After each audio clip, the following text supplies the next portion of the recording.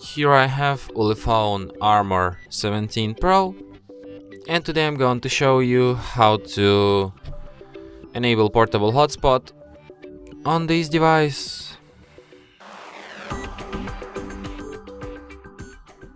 So to do this, firstly you have to open settings, then you have to go to the hotspot and tethering, then go to the Wi-Fi hotspot.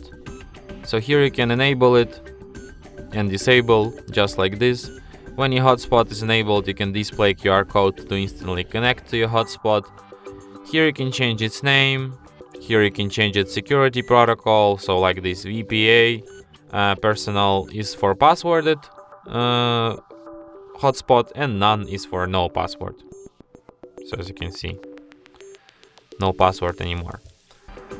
So also you can set it to turn off automatically when no devices are connected, and you can also extend compatibility, helps other devices find this hotspot, but reduces hotspot connection speed. Fair enough. And that's it. Thanks for watching.